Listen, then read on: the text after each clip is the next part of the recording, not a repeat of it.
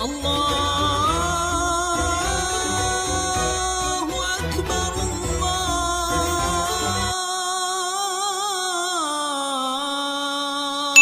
Akbar. Tapi kalau yang harian, yang saya ngajar 3 kali sepekan sih, itu di Pasca Sarjana Institut Ilmu Quran. Karena kalau di UIN saya nggak bisa banyak ceramah, Pak. Harus ada fingerprintnya sekarang ya. Baik, mungkin beberapa ada yang kerja di UIN tak tahu maksud saya.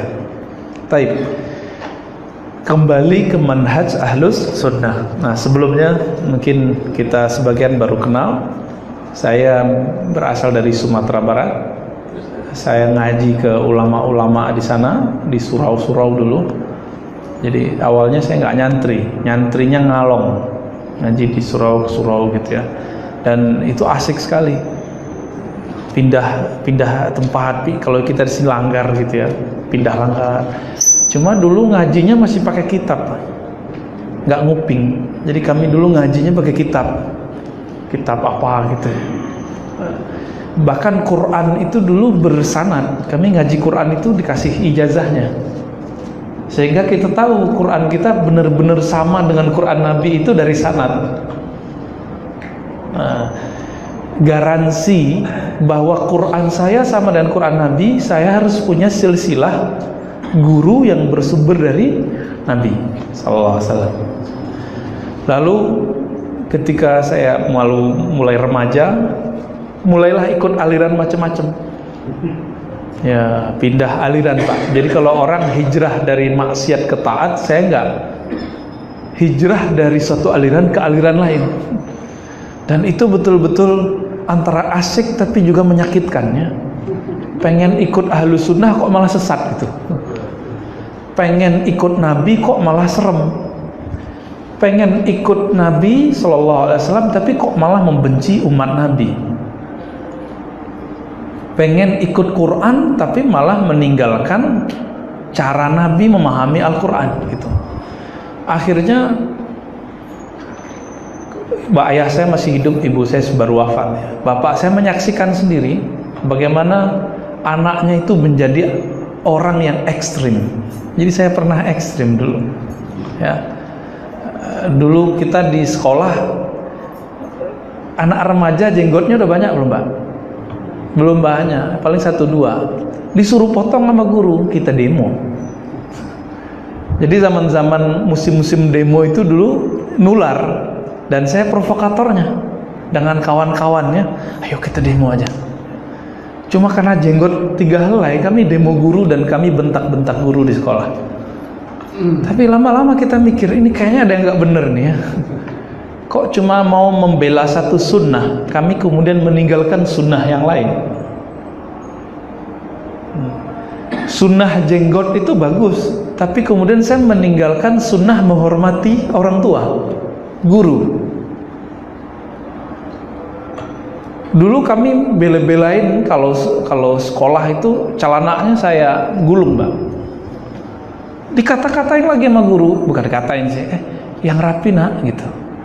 Kita nganggapnya guru kita, wah guru kita liberal nih, padahal guru kita nggak liberal. Akhirnya bentrok lagi, ketengkar lagi, sampai kemudian saya dianggap sesat di situ, di sekolah itu. Belum tahu, Pak, karena saya itu buat halaqah dari masih remaja, udah punya halaqah. Anak-anak ikut halaqah ini ada yang main pulang ke rumah. Sebelum dia pulang ke rumah saya, pembina asramanya bilang, mau ke mana? Mau ke rumah Ar-Razi, Pak. Kamu tahu nggak Ar-Razi itu sesat? Jangan ke sono. Oh, dia kaget karena anak ini polos. Dia tetap datang ke rumah, ngelaporin ke bapak saya. Itu kakak kita dibilang sesat, Pak, gitu. Wah, bapak saya marah, Pak. Saya udah minta pindah 1 semester lalu, tapi nggak dikasih. Dulu masih jauh ya. Akhirnya ketika saya bilang minta pindah lagi, baru dikasih. Kenapa? Anakku dianggap sesat di sini. Ya udah, aku pindahin ke sekolah yang nganggap sesat. Padahal dulu itu juara 1 Pak, juara 1, juara 2 aja, nggak pernah juara 3 tuh, selalu juara 1, 2. Tapi di sekolah saya itu sekolah negeri, ada jurusan agamanya yang diinapkan, yang disantrikan, pakai baca kitab, ya. Tapi beda ya, pesantren dengan dulu namanya MAK, dengan MAK, pesantren itu ada kiainya, MAK nggak ada kiainya.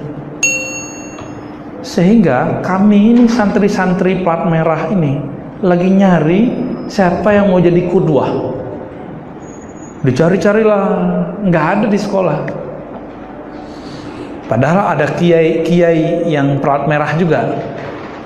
Akhirnya nyari guru, pindah aliran lagi, udah begitu terus. Betapa terombang-ambingnya, puncaknya saya capek. Semuanya ngaku sunnah. Semua kelompok ngaku sunnah. Ya, kelompok ini ngaku sunnah, ini sunnah. Ada stres, untung nggak gila aja ya. Karena jamaah kita di luar itu ada yang gila, karena dipusing mikirin sunnah. Saya teringat Kiai Wafiuddin yang dulu ikut kejadian 84 di Tanjung Priok. Itu kan dia salah satu yang selamat. Kawannya ada yang selamat tapi gila, kan dikejar-kejar oleh intelijen dulu. Nah, beliau diselamatkan oleh salah satu ulama dari Tasik. Ditalkinkan zikir, dibimbing zikrullah, baru dia sehat, baru dia nyaman hidup itu. Saya juga sama. Saya ketemu guru, tapi nggak puas dengan berguru itu. Akhirnya saya sholat hajat. Ya Allah, aku butuh orang yang betul-betul mewarisi sunnah Rasulmu. Maka di situ saya nangis lama, sujud terlama. Saya ingatnya itu. Setelah itu nggak pernah sujud lama-lama lagi sampai sekarang. Sujud itu ya standar aja gitu ya. Tolong pertemukan aku dengan pewaris sunnahmu, sunnah Rasulmu Sallallahu Alaihi Wasallam. Saya doa itu Pak, baru 5 tahun dikabulkan. Jadi tetap muter mencari apa yang orang sebut sunnah. Dan saya kecewa hampir dengan semua kelompok itu. Ya. Walaupun mereka tetap semuanya ahlus sunnah, cuma mengklaim dirinya paling nyunnah itu yang paling berat ya. Bagi saya itu kemudian iklan kecap nih gitu. Sama kayak iklan kecap. 2004 saya ketemu, Allah izinkan bertemu salah satu ulama hadis yang karismatik di Indonesia, Allah yarham, sudah wafat, Syekh Ali Mustafa Yaqub. Kita sering dengar Kiai Ali Mustafa Yaqub, imam besar Istiqlal. Ya, jadi beliau adalah doa saya yang saya minta 5 tahun sebelumnya. Maka dulu ada beasiswa ke luar negeri, saya cancel. Sampai dulu orang Kementerian Agama di kampung saya datang ke rumah. Dia pimpinan panitia untuk ngirim ke luar negeri itu. Nak, nggak jadi berangkat ya? Ini dana sudah siap. Saya bilang saya di Jakarta aja Pak, udah ada ahli hadis yang saya cari. Dan alhamdulillah 4 bulan saya ngaji, itu rasanya udah sama kayak 5 tahun sesat kemarin itu. Bukan sesat juga ya, bolak-balik keluar gitu. 4 bulan ngaji sama beliau udah sama kayak gitu. Akhirnya kita teruskan sampai 4 tahun, dan saya mengabdi sampai 12 tahun. Belajar dan mengajar di pesantren beliau ya. Baru tahun ini saya hijrah ke Sawangan sana, tadinya di Ciputat dekat UIN ya. Alhamdulillahirabbil alamin. Jadi kalau ada di antara bapak, teman dan hadir ini yang lagi mencari manhaj ahlus sunnah, nggak usah tersesat seperti saya Pak. Ya, nggak usah bingung kayak saya. Sekarang bingungnya beda lagi. Kalau dulu saya ikut aliran itu langsung, kalau sekarang terjebak di channel. Terjebak di channel YouTube ya, atau terjebak di channel TV kabel. Terjebaknya di situ sekarang. Jadi orang sekarang tersesatnya, bukan tersesat lah kita sebutnya, piknik pemikirannya itu langsung di smartphone-nya, langsung di smart TV-nya. Beda dengan kami dulu, kami langsung masuk pindah begitu. Sampai kami pernah ikut kelompok yang Bapak Hardi dengar mirip-mirip Inkarus Sunnah. Jadi kajiannya by index, Quran index. Wah, jadi kalau udah ngaji sama dia, semuanya menurutnya dari Quran. Lalu dia jarang pakai hadis. Sesekali dia pakai hadis itu gak pas juga. Nah, tapi dia nggak berani tentang hadis. Nah, beberapa orang-orang angkatan sebelum dia itu berani ingkar hadis, ingkar sunnah namanya. Dulu kami ketika ikut ajaran itu, jadi kajiannya kajian tafsir indeks. Ini hati-hati Pak, kalau punya anak, adik di kampus, ada kajian di sekitaran kampus, kajian tafsir indeks. Saya curiga masih kelompok itu, karena waktu saya ke Palembang, saya ketemu ada mahasiswa yang begitu. Kayaknya semuanya dia udah tahu. Pas kita cek, dia cuma hafal nomor surat sama nomor ayat. Saya tanya ayatnya, dia nggak hafal. Jadi yang dihafalkan nomor surat, nomor ayat, terjemah. Kalau Ustadz Adi kan beda, dia hafal nomor ayat plus mengerti ayatnya, mengerti nahwu sorofnya, mengerti cara memahaminya. Kalau ini enggak. Nah itu masih ada. Jadi kajian-kajian tafsir. Level gedenya itu ada kayak MTA, itu udah jadi aliran tersendiri, Majelis Tafsir Al-Quran. Itu mirip-mirip Pak, mirip-mirip ini. Mereka menghalalkan anjing. Kenapa? Di Quran nggak ada anjing diharamkan. Ya, akibat tidak menggunakan sunnah. Jadi mereka nggak mau juga disebut hari ini ingkar sunnah, tapi mereka tidak menggunakan sunnah secara utuh. Dan sekarang banyak, ya, banyak sekali. Dulu siapa namanya yang pendakwah di Amerika itu Syamsuddin,